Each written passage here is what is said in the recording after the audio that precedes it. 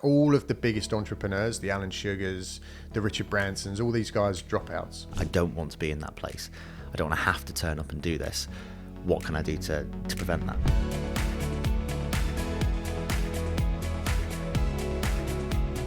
Hey guys, and welcome back to another episode of the Airbnb Nomads podcast. And on this week's Property Education Masterclass, we're joined by the amazing Dan Cheetham.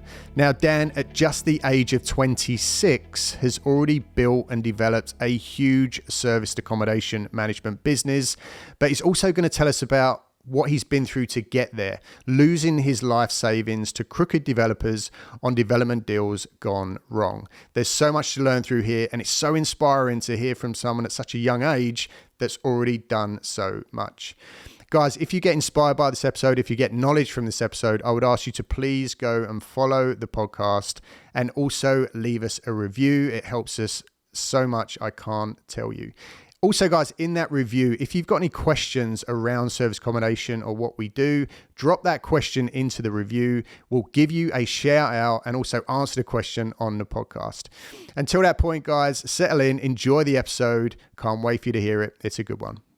Dan, welcome to the podcast. Thank you for having me on. Thanks for coming on, mate. I wanted to get you on for a little bit. I've been following your socials.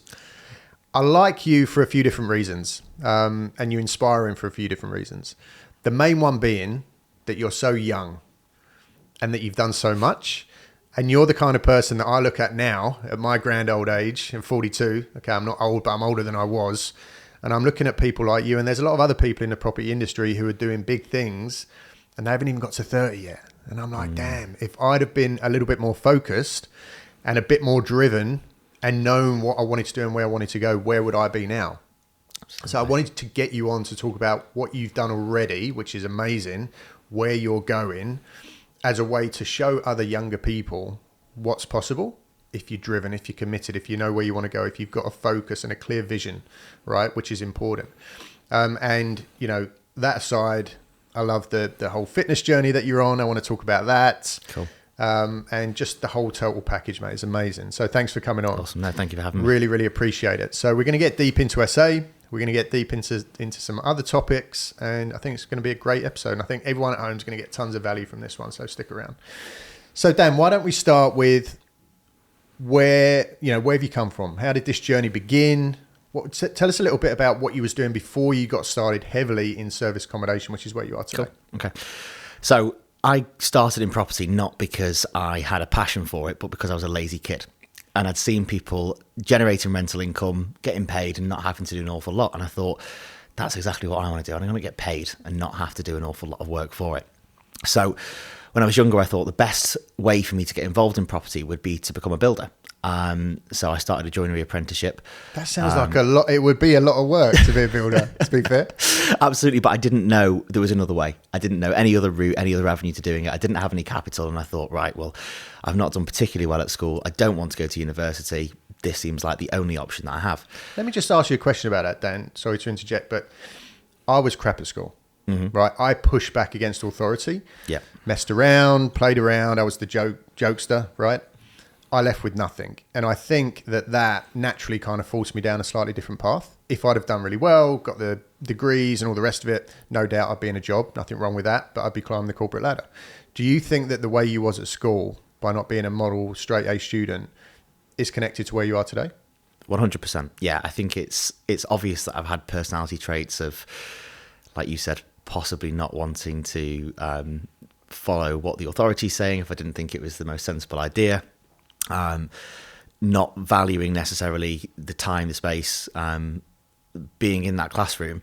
And I think all of those traits and the sort of decisions that I was making then has led me to where I am now. And do I wish I'd have paid attention more?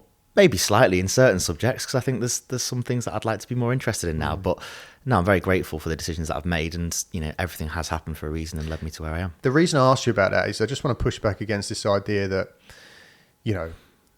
I personally think that the education system is massively archaic. Compared to today's world, it doesn't move with the times. No. And I think there's a lot of people that don't fit, younger people that don't fit into the typical kind of educational system. Definitely.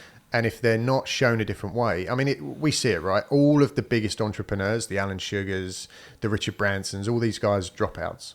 They didn't leave with all the certificates and the degrees. So for anyone who's watching this at home, listening, and they're younger, maybe they're at school and they're thinking, I don't understand the math. I don't understand the subjects. It might be because you're programmed different, but you can still be massively successful just in different areas. I think the biggest thing is trying to identify what you are good at as early as possible. So what are your strengths? What's your personality type? What's the skill sets that are going to be best suited off the back of that? And then really focusing and double down on those. So what sort of career, what sort of environment is going to best suit those, and following something like that, because I think that's how you can find something that you're passionate about. So when you was at school, you had no idea what you wanted to do? No, I just knew that I did not want to go and get a job. I think when I was younger, I spent most of my summer holidays and things working. So whether it be on building sites or family, friends, etc. And they were never great jobs, obviously. And I think at that point, that's when I was like, I don't want to do this. I don't want to be on a building site. I don't want to go and work for you. I don't want to have to turn up. I'd done some work experience in a factory. And I just remember thinking, there's no way I've got 40 years of this in me. And I think actually a lot of the driving force for me was fear rather than a desire to be successful. It was, I don't want to be in that place. I don't want to have to turn up and do this. What can I do to prevent that? And where do you think that came from? Because I felt the same, right? I left school, lost, no idea what to do. Ended up getting some really shit advice from a careers advisor who, as I've said before, maybe on this podcast, I can guarantee when they were a kid, didn't say my dream's to be a careers advisor, but still I'm sitting there being advised by this person. And I ended up going to do basically a mechanic for 4 years. Yeah. Because her big question, her piece of advice was, do you like cars, Alex? And I was like, I'm a 16-year-old boy. I'm like, hell yeah, I love cars. She's like, you should be a mechanic. But when I started the apprenticeship program, it was great. People were great, all the rest of it. And there were guys that had been there already 15, 20 years. That was them. That was their life. That was their future. And they had no problem with that. And that's great. But for me, just a year in, I'm like, hell no, I cannot do this forever. Yeah. So as soon as I finished, I left and disappeared. So there must be, do you have any idea kind of why you felt different to the other people on the building site that were probably just checking in for the next 4 years? I think there's a few things. And to go really deep into it and back to the start, I presume many people have read the book Rich Dad Poor Dad, but that was very much like my upbringing in truth. So when I was about 2 years old, my parents divorced. Dad, maybe 13, 14 years old, started his own business and has been successful doing that. Mum works for the NHS. And I had two very different home upbringings and lifestyles around money, finances, mindset, all those kind of things. And I think for me, that gave me a really good insight as to the decisions and the thought process that you have and how that can impact and change your life on the back end of it. So I think it was the exposure to that was probably the biggest determining factor. So you're seeing your dad taking the entrepreneurial road, building businesses, carving his own way, and then your mother who's doing an incredible job with the NHS, but more of an employee role, you know, and all of the drawbacks that comes with that. So very similar to the Rich Dad Poor Dad story. Absolutely. Wow. Okay, so you're on the building site, you're like, you know what, this sucks, this isn't me. What happens after that? So I think it was starting to dawn on me that it really did suck. You know, I was paid £2.75 as a joinery apprentice, shoveling a wheelbarrow around. Yeah, mate, that's 75p more than I made on my apprenticeship. £2 an hour I got paid. Mine wasn't that long ago, though, so it was time and a half on a Saturday, though. Oh, fair play. £3. Okay, so I used to finish that at 5:30 and then go and deliver Chinese takeaways from 5:30 till 10 o'clock at night. So I was just putting a shift in, just trying to generate any income. So you was already grinding back then? Yeah, definitely. And I think I just got to a point where I knew that this wasn't going to be sustainable for me. Because I wasn't interested, I therefore wasn't able to perform and be half decent at it. And everybody else around me was doing a decent job and I was, you know, properly crap at the job. Yeah. Because you had no interest. Absolutely. Yeah. And I come across an advert on Facebook about becoming a property investor or one of these courses. And at 17 years old, I decided to go along to that, to the evening. And really all I heard on this evening was that I could get a credit card, buy a house, rent it by the room, and then live on the beach. And I thought, there we go. I'm not going back to this joinery thing. So I did the 3-day course, and during that 3-day course, I rang my bank and said, listen, can I get a credit card? And they were like, no, 17. And left it. But what the course kind of gave me an insight as to another option, another route. to become this property Opened investor, your or eyes to a different not road. have to be in employment. The reality very quickly started to set in that what I'd heard on the course, and it's not the course's fault, that was just the fact that I was young and naive, wasn't really the reality of how this was going to pan out for me. But I'm still very grateful for that, because it gave me, an insight into another opportunity, another route as to how I can start to build a lifestyle for myself. And I will just reflect back to you, Dan, and I like to do this because sometimes you can miss things in your life and what you've done. But the fact that at 17, you went along to that property event, that shows that you already had an entrepreneurial streak in you, and that you were going to go a different way. Because, I know what I was doing at 17, and it wasn't educating myself on, business. I am where I am now, but it came a lot later. So at 17, to be saying, I know that I need something different, I know that I want more, and I'm going to go along to this event and try and better myself. That's a marker right there. Yeah, it was a great opportunity for me, and I'm very grateful, because I think that was probably the most pivotal moment in my career. And I just remember leaving the course afterwards and just feeling so frustrated with where I was, and the fact that I wasn't doing this property business that just seemed so easy off the back of this course. And at that point, I started to look for other routes and decided to go into residential lettings, essentially. So I worked for a high street agency for about a year. That was a great experience for me, because I learned about, setting tenancies up, the legislation that sits behind that, what it's like on the landlord's perspective, what it's like to manage tenants. That is such, again, just to reflect back, that's such a smart thing to do. Presumably you did that because you're like, okay, I know now property is the way forward. I want to get some basically not even free, but paid education. So you're going to go ahead and get a job. It wasn't that intelligent. It was like my back hurts doing this. I'm trying to talk you out there. It was like my back hurts doing this joinery thing. Let's go sit in a warm office instead. Scrap that. And after about a year of being there, I'd been to some networking events in the evening, and someone messaged me on Facebook that had a HMO management business at the time. They were sourcing, renovating and managing HMOs for investors, generally from Asia and also London investors as well. They'd done 60 projects in 3 years, and they were doing, at the time, very high quality HMOs. So I went to go and work for those guys, and that was just an amazing experience for me, because I got to be part of a relatively new business, see it developing, see them servicing a client, a different group of investors, and got to watch the whole process from end to end. So I'd been with those guys for about a year and probably managed a portfolio of about 100 HMO rooms at this point. And how old was you at this stage? I don't know, maybe 18, 19, something like that. I was laid out in a hedgerow when I was 18. I wasn't doing all that. So yeah, it was busy. It was noisy. Again, great experience. So going from the single let to the HMO side, dealing with a different type of investor. And was it quite obviously now the HMO market is busy, a lot of people doing it. The standard has come up a lot because of all the training courses, which is great. Even then, the fact that you were turning out high-end HMOs, that must have been quite rare back then, was it? It absolutely was for them, yeah. I'd built a rent to HMO portfolio in the background whilst working for them, which they knew about and they were really supportive of. But back then I was paying sort of £350 a month in rent to the landlord, maybe for a 3 or 4 bedroom house, and renting each room out at £350 a month. So I was doing really well out of that. And it was a really nice additional income stream for me whilst I was employed. But back then I could rent pretty much anything to anybody. The rooms that I was renting now, no one would even consider, taking whatsoever. But back then there was strong demand for it. That was, suitable for a portion of the market.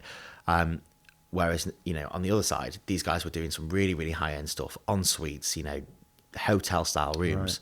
Right. And it was great to sort of see that emerge and evolve with, different types of tenants and watching the HMO sector improve.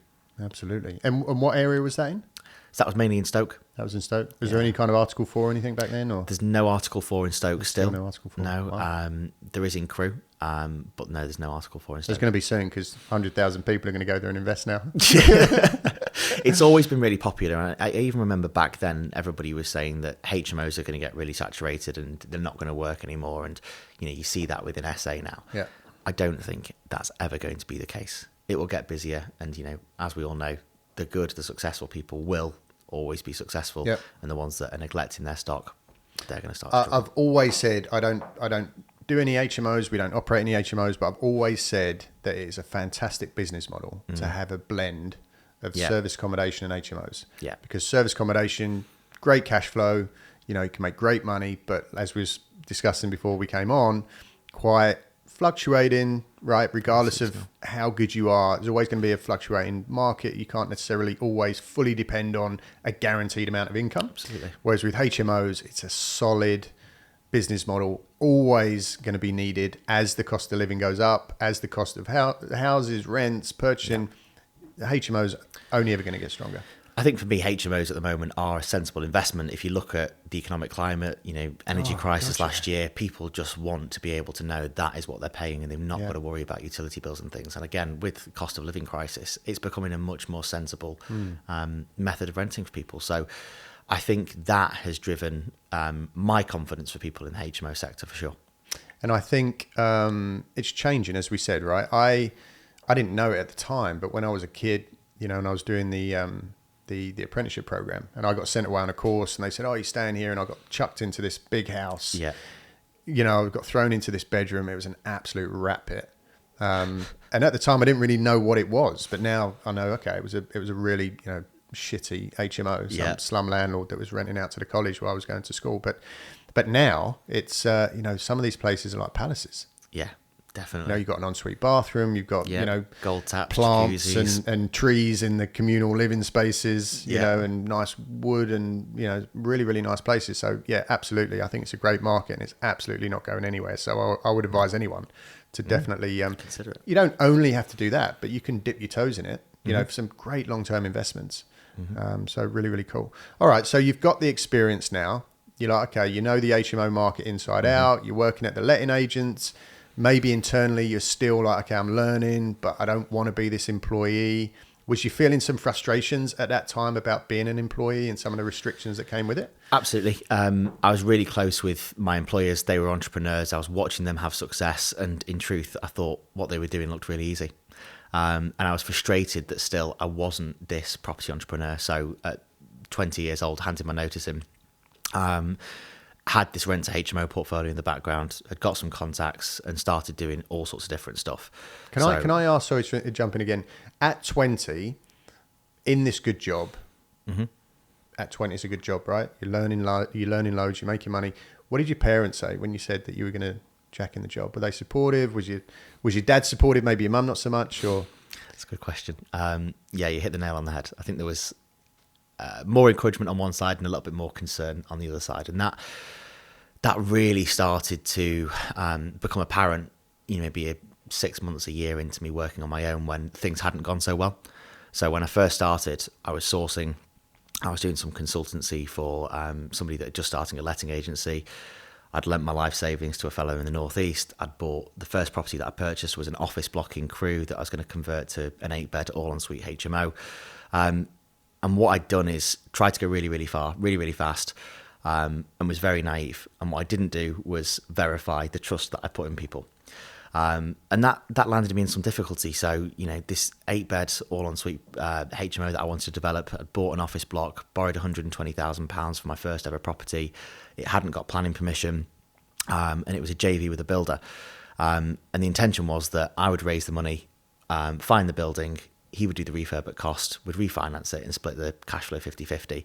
And on the day that we completed on that property, he told me that the refurb had gone up from what was £60,000 to £160,000. 100 grand. A big variation. I hadn't got planning permission and I felt completely stuck. I was like, I don't know what to do with this office that I've bought. I can't develop it out for this cost. I don't trust this relationship anymore. I don't know what to do. What I did take some comfort in was the fact that the money that I'd lent to a developer in the Northeast was due back to me in a couple of months. And pretty much all in the same month, he'd rang me and said, I've lost that money and I'm moving to Thailand. It wasn't just my money. It was other people's as well. I think he'd taken a substantial amount. And I can't believe that he even bothered calling you to tell you. Why didn't he just disappear to Thailand? There was somebody else on the phone with him, and I think they were encouraging him to do the right thing and make that phone call. Otherwise, I'm not so sure it would have happened. And the fact that we've not heard from him since is probably an indicator that we never will do. You know, I appreciate you telling that story, and maybe, you know, I can ask you some questions about it, because, you know, I really want to bring some reality, you know, to this podcast. I've had some great feedback from people saying that they, you know, they're really enjoying some of the realities that we talk about. So that was something you went through, this huge learning curve, and I'm sure you'll admit now that even though at the time, no doubt, that absolutely sucked and scared you to death, and you lost all this money at such a young age. But the learnings that you would have taken from that, no doubt, have helped to get you to where you are today. Because, you know, it's a bit cliche, but it's true. You only really learn from your failures, Absolutely. Right? And the challenges and the things that go wrong. That's where you get the lessons from. Yeah. When it's all going well and it's all, you know, you're flying high, you're not really learning from that. You're just too busy celebrating. It's when shit goes wrong. If you love to travel like me and you understand the power in escaping the money for time exchange trap, but you just don't know how to do it, then building an Airbnb consultancy business could be exactly what you have been looking for. Right now in the UK, there is a completely untapped opportunity through helping struggling Airbnb hosts by turning around their underperforming properties and generating you huge commission payments in the process. We are going to teach you all of the tools and all of the techniques that we've learned over the last 5 years through building our very own multiple six-figure Airbnb business, arming you with everything that you need to swoop in and save the day. Minimal startup costs, zero risk, and almost unlimited potential. Sound good? Welcome to the Airbnb Consultant. Contact us through any of the channels included in the studio notes to get the conversation started.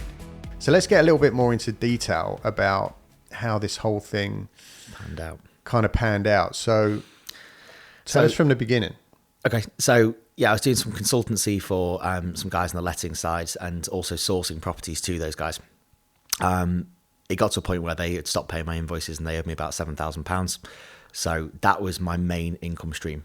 Sorry, this was the company you were working for? This was a company that I was doing some consultancy for. So it kind of had three issues at the time. Right. The office block, the loan, and the consultancy work that I was doing when I'd left. So I'd started doing the consultancy because it was a good way of me, you know, earning some income once I'd left my lettings job, advising them on kind of how to set things up, how to run things, managing some of their tenants, etc. And the relationship got to a point where they weren't paying me, and that is quite a common theme, I believe. So I took them to court and won, but you know, that took a few months to get there. Obviously the money that I'd lent had gone as well, and then had to find a plan as to what I could do with this office block that I owned, that I was paying £1,000 a month out on investor interest. Had no way of developing it out because I didn't trust the builder that I was working with. So managed to get planning permission for that, and we did sell it to somebody that wanted to buy the product that we had there. And we did very well out of it. What were you planning to do with this office block if it panned out? It was an office block that I thought we could convert to an 8-bed all-en-suite HMO. Okay. It was in a good area of Crewe, and you know would have commanded some really strong rents, had decent parking, layout lent itself well. And that's exactly what somebody's gone and done with it, with the planning permission that we got on it. So again, had no idea how to get planning permission. You know, had an architect that was supporting me through it. We submitted plans. The council at the time said, no, we're not going to, you know, approve your planning request because there's too many HMOs in the area and not enough offices. Mm-hmm. So what I'd done is I'd gone through some of the commercial agents and done a list of every single office block that was available in Crewe, how long it had been in the market for, what condition it was in, and was doing reports on the HMO stock that I managed that was saying, listen, we're at good occupancy, we're commanding good rents. Amazing. There's clearly demand for this, and there's not the same demand for the offices that you're telling me we need. So I'd submitted that to the council and hadn't heard back. And it just got to a point where I didn't necessarily know what to do. So I just went and sat in the council offices and just said, I'm not going anywhere till somebody talks to me about this. Really? And nobody came down. But whilst I was sat in the foyer reception area, I did get an email saying your planning permission's been approved. God. So that is next level impressive. Great result. That you went to that work instead of just accepting, their answer and then moving on. And so what was the period of time that you was paying £1,000 a month in investor interest while you were going through planning? I don't know, maybe it was a 9-month period, something like that, before we got out of it. But again, you know, losing a significant part of my income and the savings, it put me in a really uncomfortable position. So I was probably in about 10, 15 grand's worth of credit card debt at 20 years old. from paying investor debt out, from paying for other stuff, from trying to get, refurbs done on the rent HMO portfolio. Once that building had sold and I'd kind of regrouped from some of the poorer decisions that I'd made, it was a case of looking at what's gone really well for me, where does my skill set lie, and what do we actually want to go and do here, and how do we approach this more sensibly so that I don't get myself into any difficulties. Because I think it's no excuse, and it's all down to naivety, youth, and probably being lazy, being very hungry, and wanting to see really early, quick success. I trusted a lot of people and hadn't verified it, and that landed me in some difficulty. So my rent to HMO portfolio was performing really well. That's where I was seeing some success, and what I was able to do at the time was acquire these rent to rent contracts pretty successfully. Yeah, let's just go into a little bit more detail on it then, because it's a big part to go out and source and secure HMOs on rent-to-rent contracts. There's a lot of people trying to do it. Obviously now, it's a much busier market. You've got thousands of people marching to the post box with their huge stack of direct-to-vendor letters. Nothing wrong with it. It does work occasionally. What was your methods back then? Was it purely because you're a very, you're the kind of guy that I could sit down with and we can just talk, right? Yeah. Conversation flows, very easy to get on with. So was you relying mostly on kind of building relationships, getting out there, meeting people? Yeah, so fortunately, the letting agency that I worked for, the high street agency, closed a month after I left. I presume that's why it closed. Of course. How could it possibly operate without you? And everybody we'll widen the door on the way out. Everybody that worked there went to go and work in different branches. So I'd got some really good relationships with different letting agents as a result of that. I was using things like Open Rent Spare Room, contacting the landlords, Facebook Marketplace, just approaching them and basically going, if your rent is X, if you take off a void period, a management fee, some maintenance, etc., you're really only receiving this. So if I guaranteed that figure to you for 5 years, would you take it? And like I say, we're getting some really, really cheap stuff, and it worked. Amazing. So it's kind of funny to say to you at 27, you said? 27 next month, yeah. 20. So it's bizarre for me to say this to you at 26, but Dan, how have you seen the market change in your career? Because when you started, even then it would have been a lot less competition than there is today, right? Of people going out after rent to rents and stuff like that. But even so, a lot of those people, maybe they're not educated or doing things the right way. So maybe the competition's still not as strong for people who know what they're doing. I think that's actually making the competition more difficult, in truth. I think it's making the environment more difficult that there are people that don't know what they're doing because they are prepared to pay rents that will never stack, that will never make it a profitable deal. And I see a lot of people taking out contracts, above market value rents. And it's really sad to see because they are potentially told that if they achieve 70% occupancy at whatever nightly rate, they're going to make X, and they'll go and take on a contract for a 3-bed house in Stoke for £1,000 a month, when really no tenant would ever pay more than £700 for it. And really, for it to work, you need to be at £550, £600 a month. Right. So I think it's become more difficult from that sense. But also, if you look at the lettings market in general, it's very, very busy from a tenant perspective. Rents have dramatically increased. So stuff that we were probably paying £350, £400 a month on, we're now paying £750, £850, £900 a month on rent-to-rent contracts. So, your nightly rates or your room rentals, whatever it might well be, haven't increased that significantly for you to be able to make the same margin that I was doing back then compared to what I am now. Right, got you. Interesting. And what is your market? Is it students? Is it young professionals? Who do you serve in the HMO sector? So when I was doing HMOs, I've only got one left now. It was mainly working professionals. That was the main demographic. I did touch students. But for me, in Stoke, at the price point that I was at, how professional were those people? They were generally blue-collar workers. And lots of different variety of different people that came and stayed with us, and met an awful lot of people through it. And like I say, for a couple of years, I was managing between 100 and 150 HMO rooms. And it was a great experience. Yeah, man, you must have learned so much.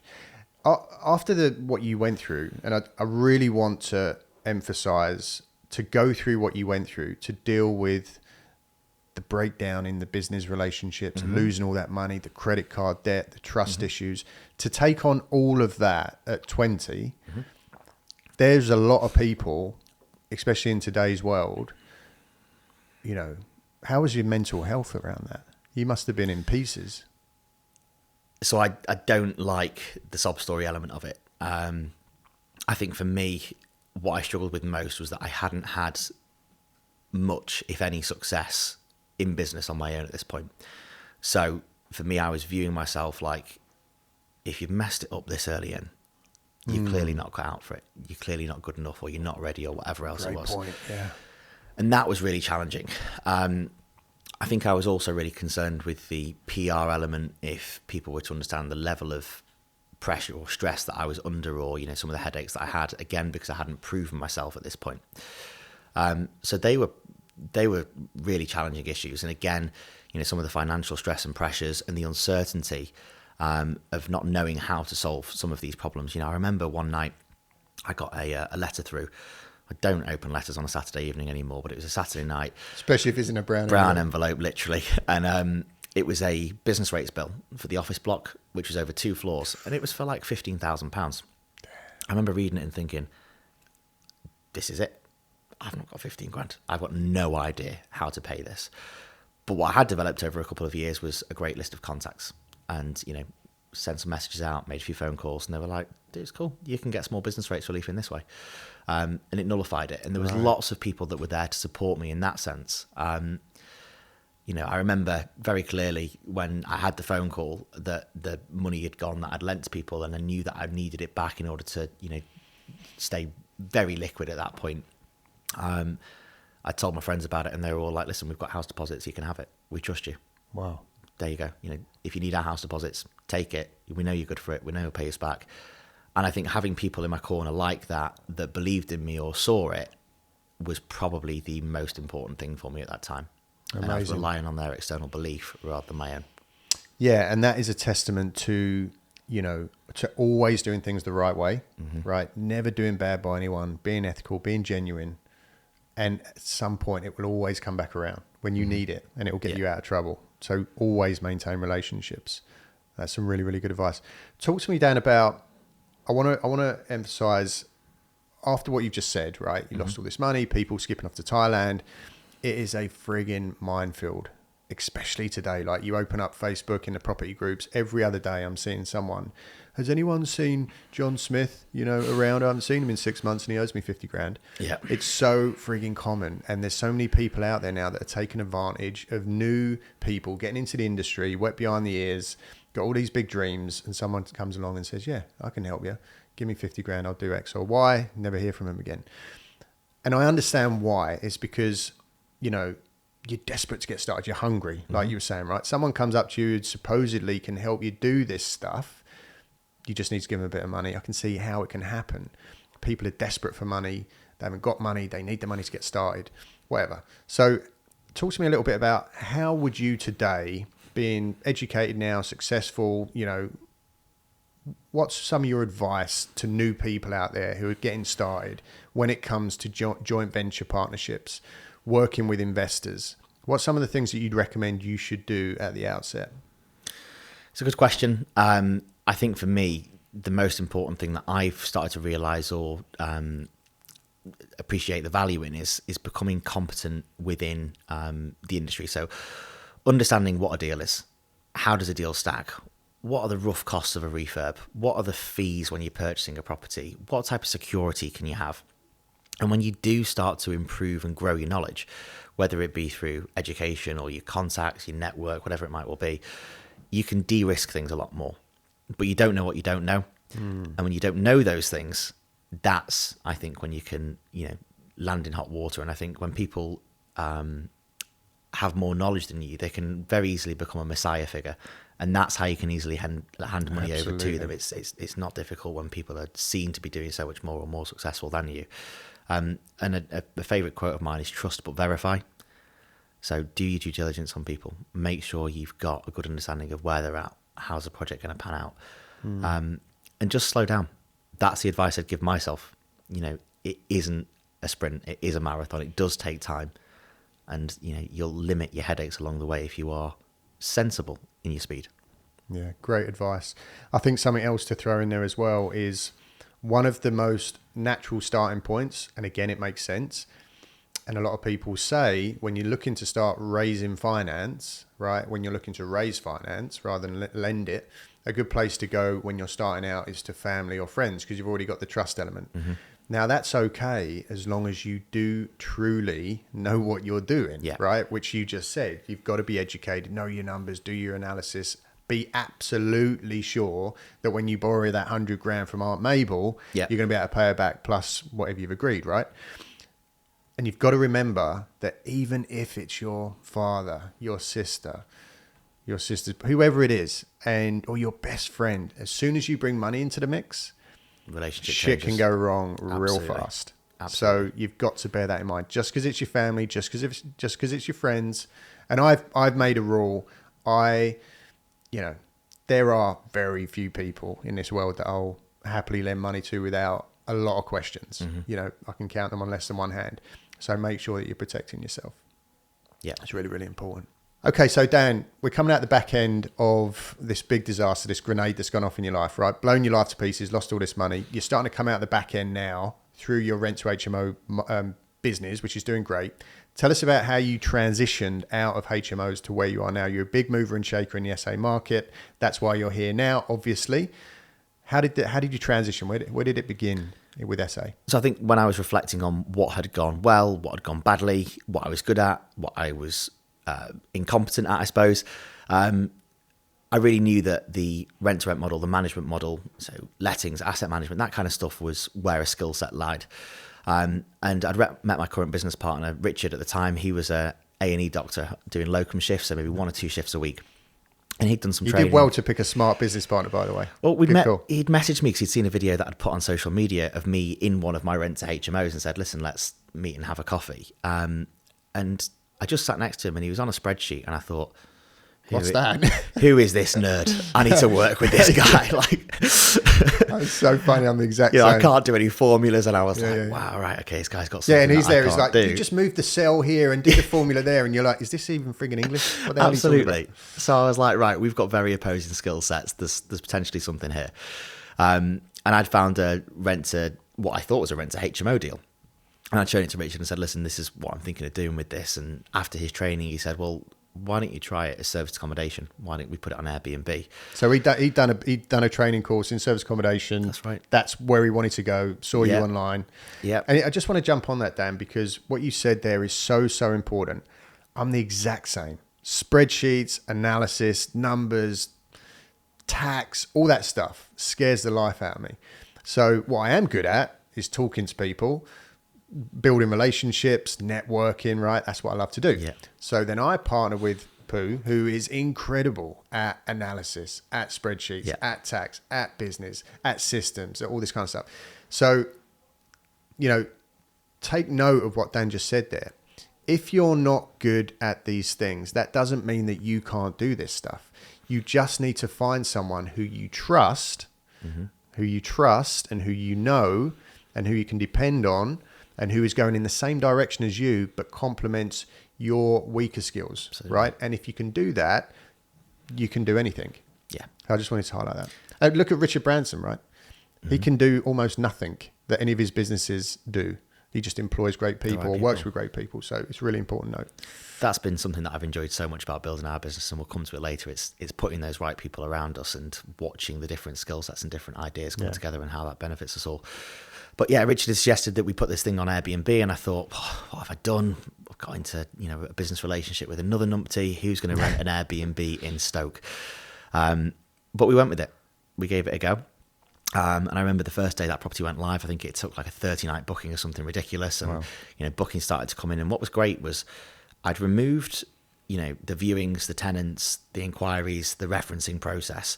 And my phone just started to ping with, you've just been paid £700 by booking.com. You've just been paid £1,000 by Airbnb. And I was like, this is really cool.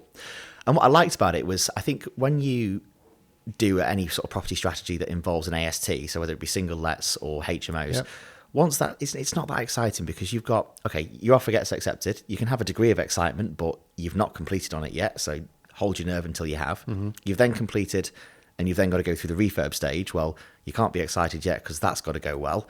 And then when your refurb's done, you've got to wait for your refinance. And it's only really on the date of refinance that you can get properly excited that your project is complete, if it comes in well on the day.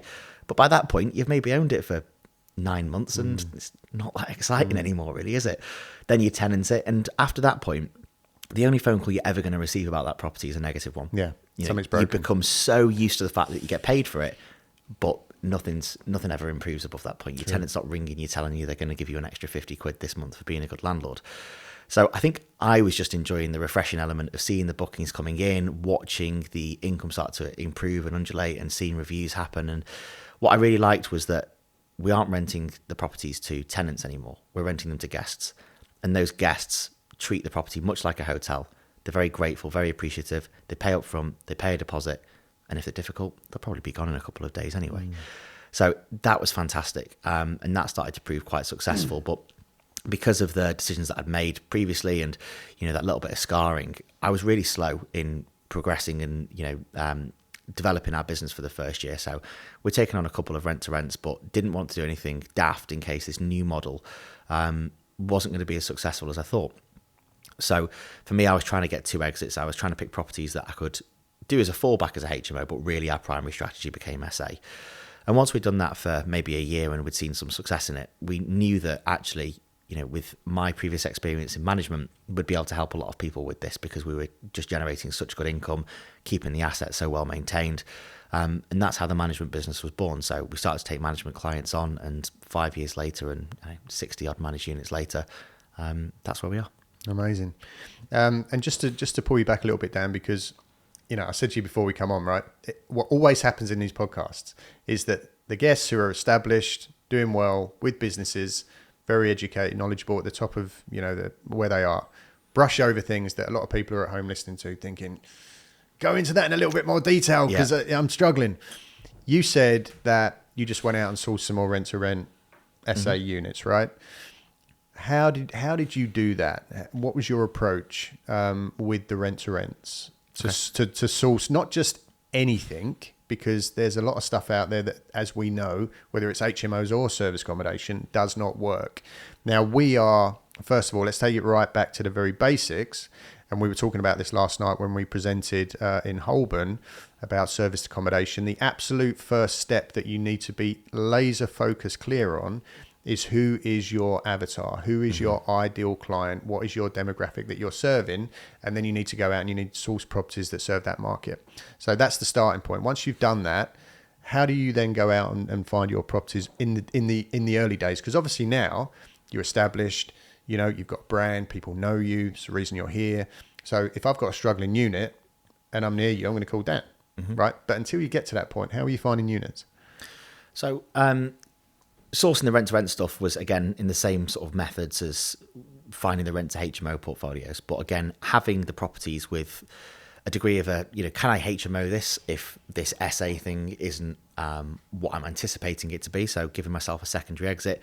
What I'd realised really quickly with SA was that your area is very important, but actually, if you were to take the areas that we operate in, Stoke has 5 towns, Crewe has 2 postcodes. It doesn't really matter that much where you buy or where you rent in those areas, because if you're a guest and you're travelling from Newcastle upon Tyne, London, wherever it is, let's say you're over a couple of hours away, you only know that you're going to Stoke. You don't know that you're going to Hanley or Tunstall or Burslem or Newcastle on Tyne, wherever it might well be. And what I'd realised is that internal condition was really the biggest determining factor in the success of the properties, as well as bedroom size and things. So for me, I was trying to pick stuff that we could, I suppose, add a little bit of value to relatively easily. So properties that need a lick of paint, maybe some light decor, that would take it from the rental price point to what that it was advertised at to something that would be worth a little bit more, that we could then go and obviously legally sublet and make really good margin on. Okay. So presumably, if you are using HMO as a fallback, presumably you're going out to source bigger houses.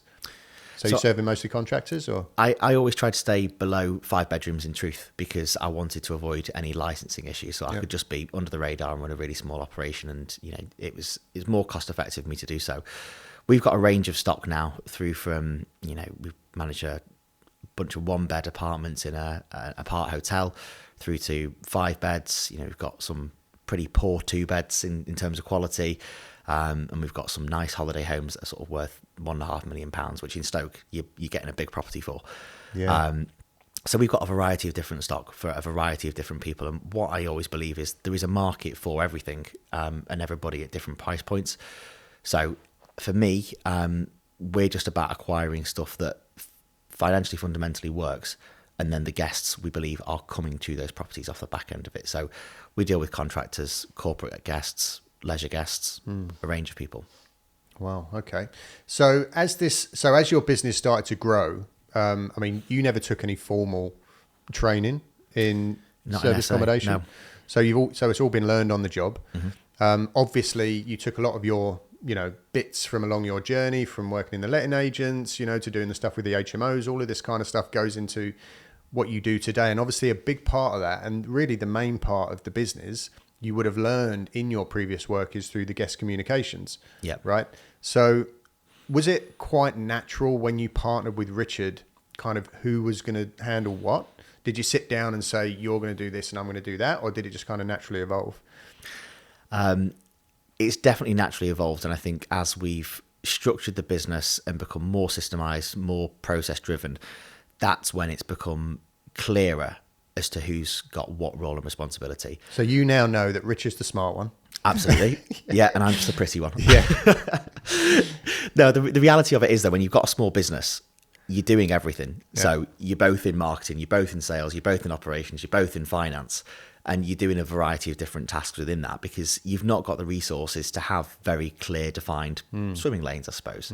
So you are doing bits of everything, and we will always have a degree of crossover. And there's areas within finance that Richard's better at, whether it be bookkeeping, and there's areas within finance that I'm stronger in. But what's great about us is that we completely trust each other. We're very transparent, and we communicate effectively. So we know where we're at, and we know what each other needs support with. And that's just helped us naturally evolve over the years into some sensible roles that suit our personality types best. Right. So it sounds like it kind of naturally just evolved. Are you both physically close? Do you both live in Stoke, or? So we're both sort of half an hour from Stoke in the opposite direction. Yeah. Right. Okay. So do you meet quite a lot and sit down and go through? Yeah. So probably 2 years ago, we took a contract out on a really nice swanky office in Hanley. And in January, February of this year, we left it, which is a really big hit for my ego because we had this nice office that customers could come to, and it was full of a team last year. So we spend every day there. But the reality is the type of staff that we had or do have are out on the road, whether it be the property manager, operations, in reality, the admin staff can work from home, guest comms can work from home. Yeah. And it was just myself and Richard sat in this office that we were paying £700-800 a month for. Yeah, it was for an ego. It was for your ego. And yeah, we've got rid of it. So we're back working from home again, which at the time felt really difficult for me, to feel like I'm taking a step backwards, but it's great. I do think I completely agree with what you're saying. I mean, look at how much the world's changed since COVID, right? So many people are working from home. For the most part, it works. I do think, though, something that I struggle with is waking up and then just working at home. Because there's no divide. There's no work-life home balance. And I'm a social person. So in my previous work, when I was working on super yachts and diving instructor before I got into property on a more full-time basis, I was around people. I was outside. I was going different places. I was seeing the sky. I was outside. I was always with people having conversation. And then when that ended, and now I do most of my work from home unless I'm, out viewing properties or chatting with guests or whatever. And that for me has been a really hard transition because I like to socialize. I'm an extrovert, I'd say. So I like to be around other people. So there is something I believe to say for getting up, doing your thing, having a workout, having your breakfast, getting dressed, walking out the door and starting your day. Yeah. Because you just have that divide. So you got rid of the office. So now you're pretty much doing that. You're working from home and you're out and about. Yeah. I want to talk a little bit, Dan, about some of the misconceptions about service accommodation, because there's a lot of people getting into the market. Yeah. The business, the strategy, is getting very, very saturated, I believe, in parts. They might not say that on the various training courses because they're selling the courses, but we're very real. We do say, certain areas, all you got to do is look on do the analysis, Air DNA, whatever. Some areas are just bright pink, right? It's all Airbnbs. Nightly rates, are coming down. Bookings are getting harder to come by if you're just sitting on the OTAs and kind of hoping for the best if you're not doing anything outside of that. And I think what a lot of people are finding is that they're coming out of the training courses, big dreams, big ambitions, big desires, nothing wrong with that. But they're finding out that they're getting into the market and they're ending up doing 10 times more work than they were in their job for half the money, right? And they're getting pulled in a million different directions. Now, obviously, we know being more established and systemizing things, automating things, bringing in teams and building a business, that it can be done, but it needs to be done in the right way. So would you agree with that? Do you think that there's a lot of people that maybe are coming out with a slightly skewed idea about what this business can do for them? Massively. And I think it's unfortunately those sort of key phrases of passive income and shiny penny syndrome that people are getting with this strategy. And I can see why. If you go through social media, if you go through certain training courses, you can certainly be sold a dream that this is going to really revolutionize your life. But the reality is it's a very noisy, operationally intense, 24/7 business that doesn't stop unless you close your calendar, which as a management business, you can't afford to do. Yeah. And I think for me, from when we started in 2019 to where we are now, the market has changed dramatically. So people will often say to me, what's normal, with an SA? What's a normal occupancy? What's a normal nightly rate? Well, we started in 2019. There was nobody in the market at the time. So we had major success really early on. We could stick pretty much anything on Airbnb, do really, really well out of it with great nightly rates, with great occupancy. Then we had COVID. And actually, COVID was probably our best year ever, which I was not anticipating. People still needed to work and still needed accommodation. But there's less of it. You come out of COVID and you have the staycation boom. And then we've come into a cost of living crisis, a bit of a recession. And on the horizon, we've got potentially C5 as well. So I don't really think there's been a normal trading history for serviced accommodation for a number of years. And I think it's constantly rapidly evolving, and the amount of new people that are entering the market are changing the dynamics of it very, very quickly. Yeah, 100% agree with that. And I, we've got very specific ideas about what we think is the correct way to scale in serviced accommodation. It's pretty much what you're doing. It's more of a management role because the rent to rent market is getting flooded, and that's what everybody is selling and everybody's pushing because it's the sexy stuff. Yeah. It's the easy sell. If you want to get into property and you've only got $5,000, you can do it by going down the rent to rent road. And there's a lot of people out there who are taking on toxic deals through really bad sources because they don't have the confidence, the knowledge, the education to go and find profits themselves, upside down deals, and then they just list it on Airbnb and think that the phone's going to ring. And it flops. And it's not happening now.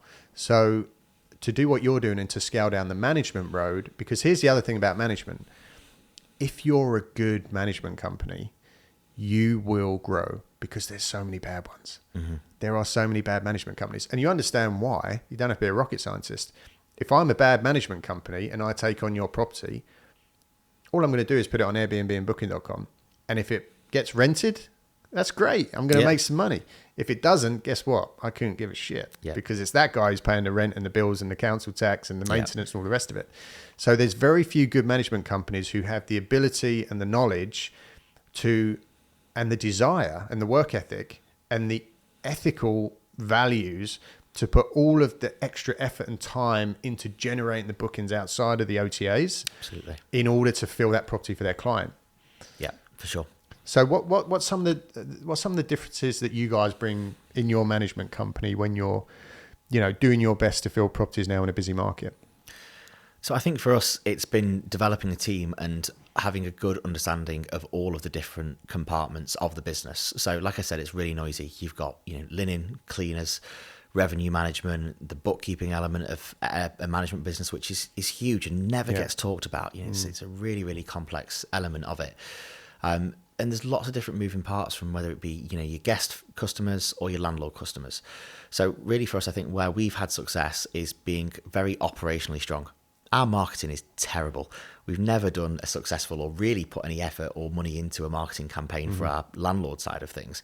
We've focused much more on the guest side of things. And we've been very fortunate over the last couple of years because we've got a good market share in the areas that we operate in, sort of from Stoke through to Manchester. We get a lot of bookings from corporate travel agents and things. We get a lot of repeat business because we look after the guests.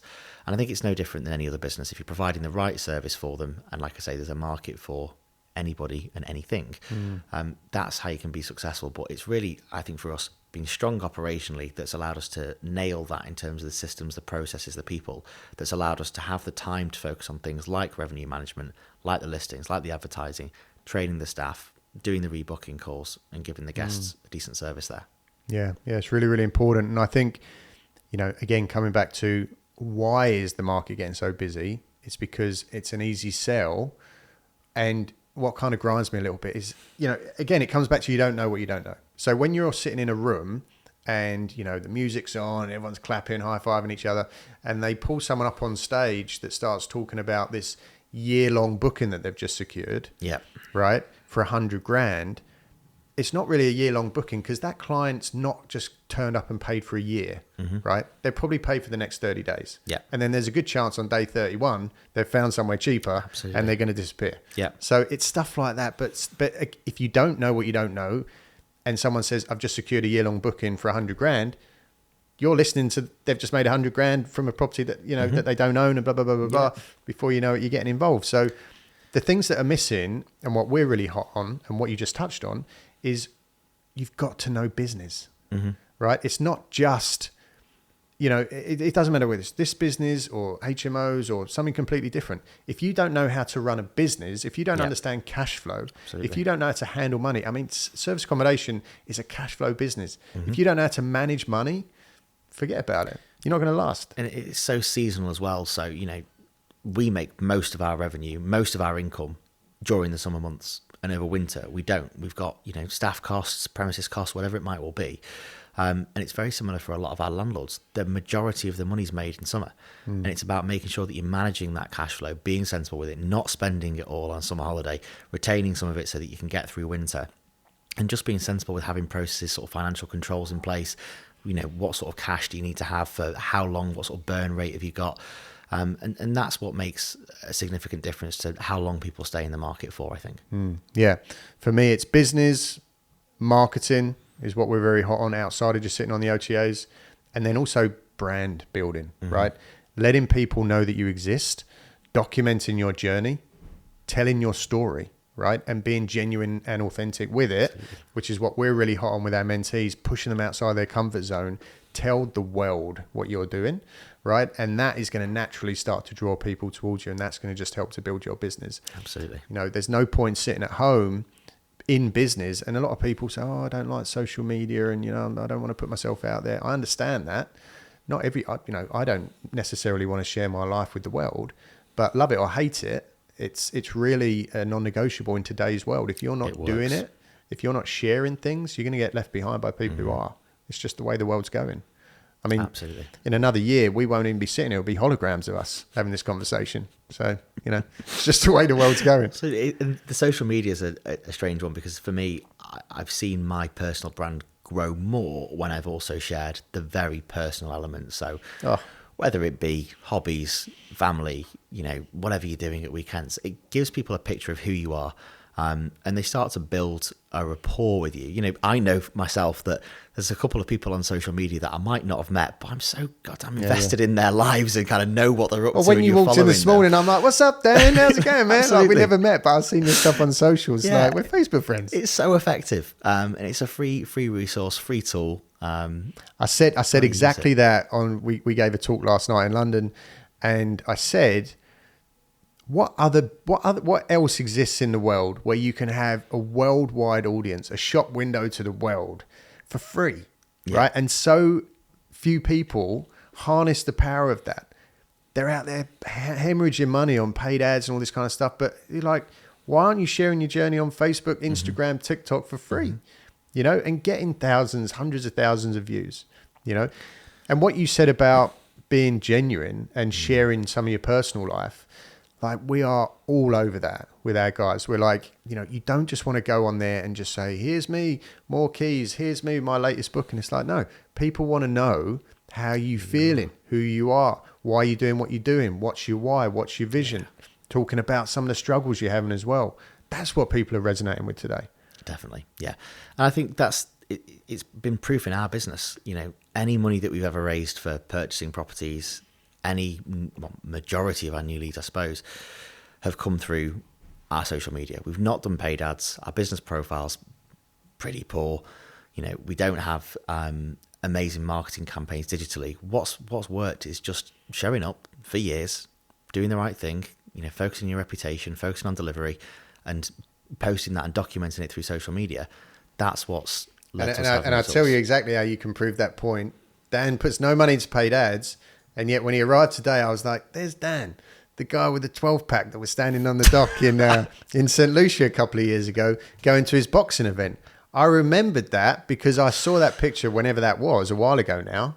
And I was like, and that was real. That was just a picture of you. And I was like, shit, that guy's ripped, and it stuck in my mind. Some cakes and stuff. Yeah. And, but it just goes to show that was it was a share. You were training for your boxing event. And, I love that post. I did a post sitting on a bench with my father a few weeks ago, talking about how it beat all the other crazy things I've done in my life, that one moment.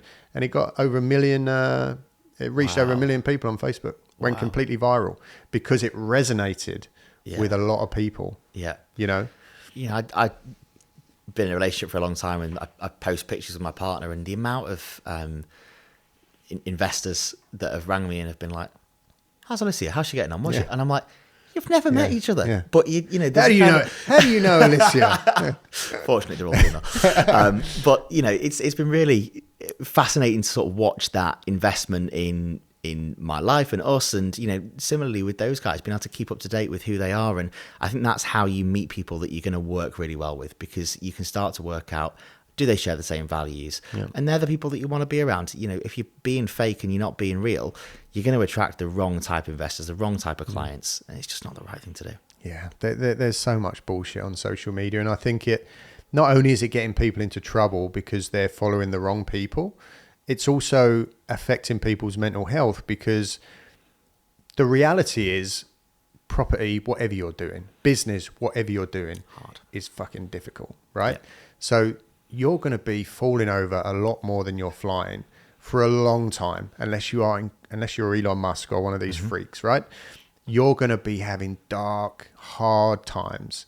You're going to be going through all kinds of mental challenges, all kinds of depressions and anxieties, because you're putting yourself outside your comfort zone, which is the only way that you can ever find success, is by pushing yourself. The natural side effect of that is anxiety and being scared and being fearful. And then what do? We wake up in the morning, ding, and we open up Instagram, Facebook, and everyone's driving their Bentleys, flying first class. Here's me, look, there's my dog flying first class, and you're like, shit, I can't do this. Like, everyone else is just like what you said, right? You, when you failed when you was younger and you thought, I can't do this, I'm not good enough, but you persisted.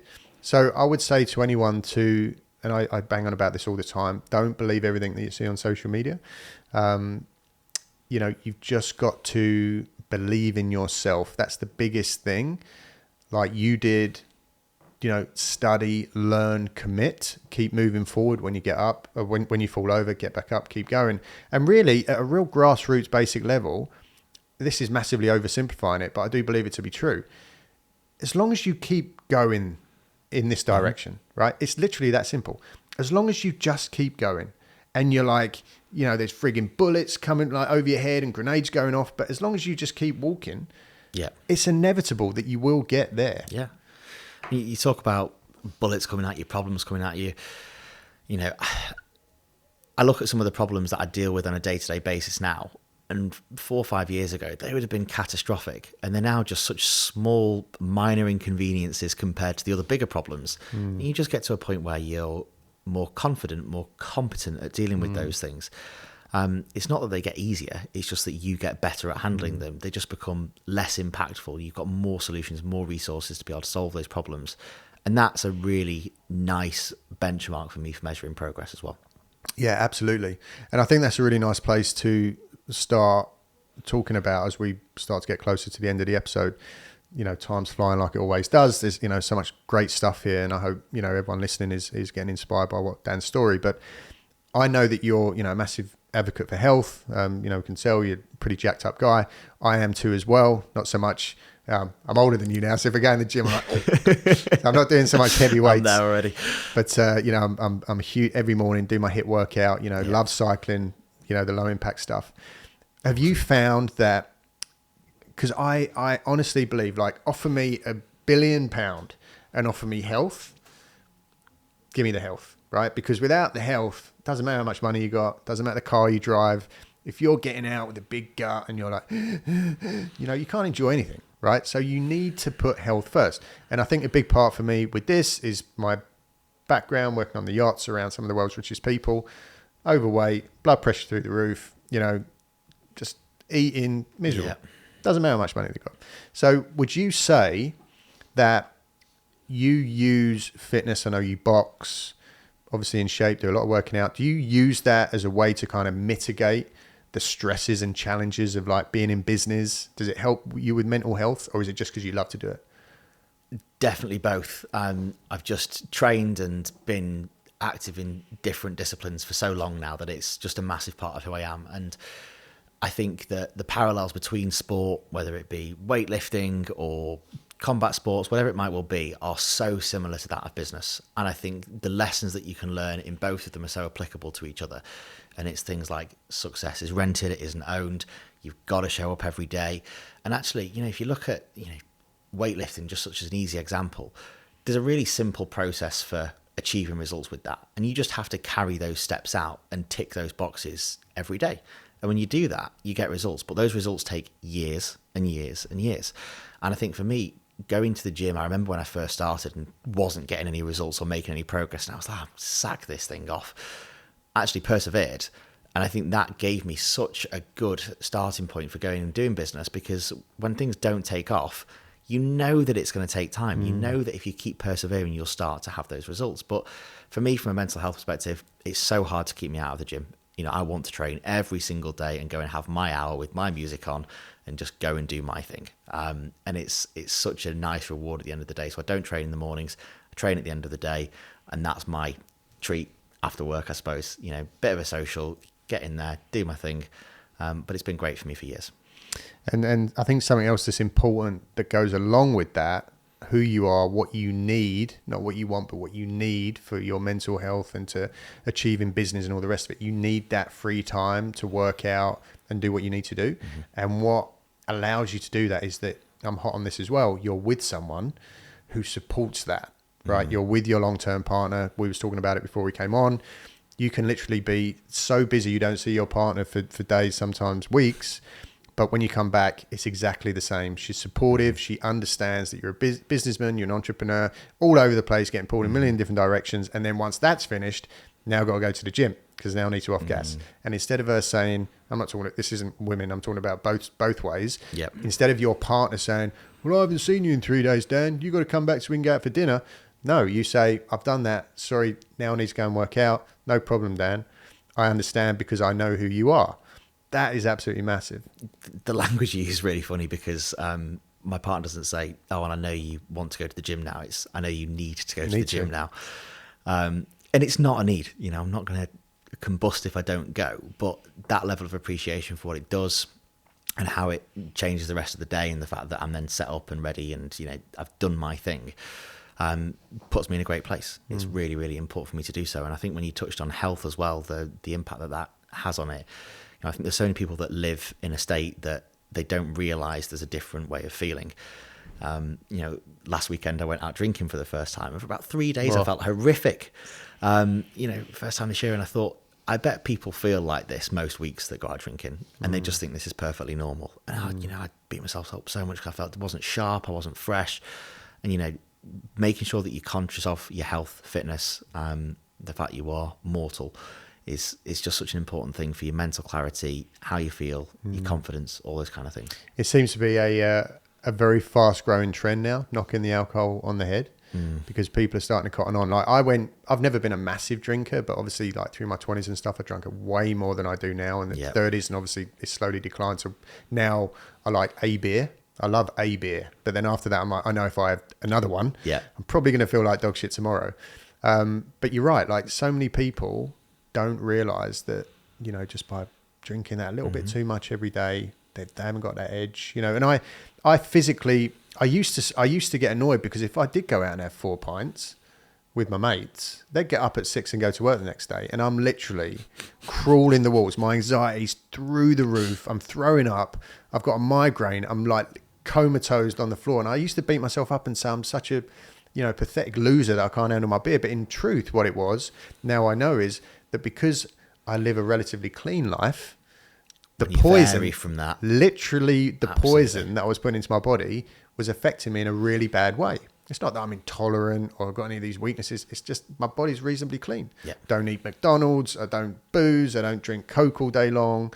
You know, I don't vape. I don't do any of that stuff. So yeah, I feel like I do what I can. So when I pour 4 pints of, you know, whatever's in beer into my, you know, into my system, it doesn't like it. And now I'm like, makes sense. It's just choosing your hard, isn't it? You know, it's choosing what's difficult. It's difficult to be unhealthy, unfit, overweight. It's difficult to get to the gym. It's just choosing which one do you want. What's the consequence you want as a result of the actions that you want to take. And I also find for me, like, I do a workout every morning. Okay, maybe I might take Sunday off or whatever, but for the most part, every morning. And for me, I'm not saying the rest of my life's a, you know, catastrophic mess. It's quite the opposite. But for that hour that I'm stretching, doing my workout, it's literally that hour that I can just turn everything off. I'm in the zone. It's just about this workout. It's just about getting through the push-ups or the burpees or whatever it is, right? And then after, when I come out the other side, I'm like, okay, now I can get into work mode. I do struggle with switching off from work. I enjoy it. It's a 24/7 business. There's always something that I can be doing. And boxing for me is great from that perspective. I can't think about work when I'm in a ring with somebody sparring. So I have to switch off for that hour, and it's a really nice release. And I think because I certainly put so much weight and focus on the goals that I've got at work, having goals outside of that sort of realm is really beneficial for me as well. So whether it be changing body composition, getting fitter, stronger, they're sort of micro goals that are outside of work that actually enhance my life so much more than just being so solidly focused on the work side of things. There is so much benefit to the way that you feel. Mentally, massive, but also physically. You know, when you've got presence, when you feel good about yourself, everything else just gets better. Let me tell a real quick story about my boxing story, because it's quite funny. But when I was at school, going way back, I must have been like 15 or something, and I started messing about with this girl at the school. I'm trying to think of her name, not important. Anyway, it was back in the days when her brother found out. And then everyone was saying, oh, you know, Hayley's brother's looking for you, right? It was back, you know, when you were at school and the big brother's looking for you. I was like, shit, what's he want? And anyway, so I thought I'll go and learn how to box so I can defend myself, right? So I kept hearing all these rumors at the school, man, this guy's looking for you. He's going to beat you up and da-da-da-da because you've been messing around with his sister. So I said, right, I'm going to go learn how to box. So I went to John's Pro Gym. Always remember the name of it. John's Pro Gym. It was in my local pub. It had a little hall out the back. So I went to John's Pro Gym, signed up, said I want to learn how to box. Did a bit of work on the pads. And then he said, I think you're ready to get in the ring and do a bit of sparring, Alex. What do you think? I said, yeah, John, I think I'm ready. So I get in the ring. This is no shit. This is a true story. Get in the ring, put the gloves on. I look up. It's the big brother standing in the other corner of the ring. I looked up. I was like, shit, I don't know if it was a coincidence or whether they worked it out.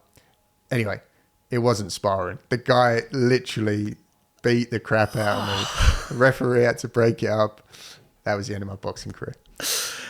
I don't think that sounds like luck to me. I'll never forget it. I've got bleeding nose and everything. Oh, man. No, it was crazy how it went out. Anyway, but I hope your boxing career goes better than mine.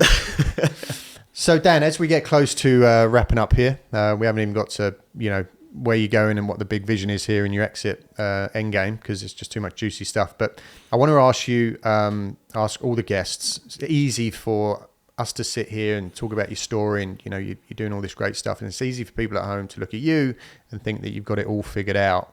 And I like to highlight that sometimes that's not always the case. Mental health is a huge issue around the world, and everybody struggles or deals with it in one way or another, regardless of where you are. So the question is quite simply, Dan, is in yourself, in your heart, in your head, are you happy day to day with where you are and what you're doing? I think it's the best question anybody could ask on a podcast, and I think it gives people such a real insight. So for me, am I happy? Yes. But what I do is live with a lot of self-inflicted stress and pressure, which I enjoy, I've become accustomed to, but it's certainly not a place of relaxation and being content. And I think what I'm very guilty of is comparing myself to other people. And I'm not comparing myself to other 26-year-olds. I'm comparing myself to 50-year-olds that have got multi-million-pound portfolios. And for me, it's about how I contextualize that. So I don't mind the comparison because I find it very inspiring. And if I can use it in a positive way, that's very helpful. The only time that I think I struggle is when I let my ego get involved. So, do I need any more income at the moment? No. Would I like more? Yes. But how much weight and how much value do I need to put on that? How much more success do we really need to have?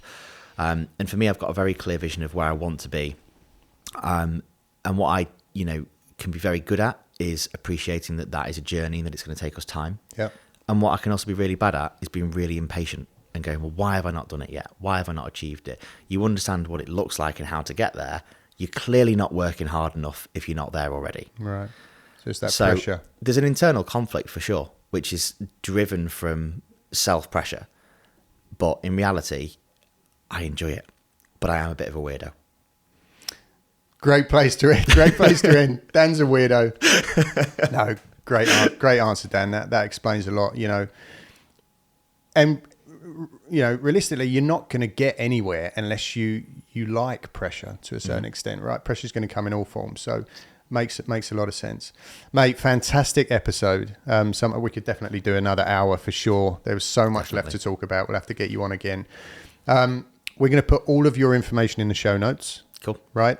Is there anything that you're looking for? Is there anyone that you're looking to work with at the minute to help them and also help to grow your business? Any opportunities out there? So I guess really when I've got time and availability to, I'm happy to help people with questions about SA. But for us, we serve clients that own properties in the northwest of England, and we support them with a hands-free management service. So all the way through from your guest comms through to getting paid at the end of the month, we cover absolutely everything. And if we can help more people by maximising their income through doing that, then they're the people that we want to help.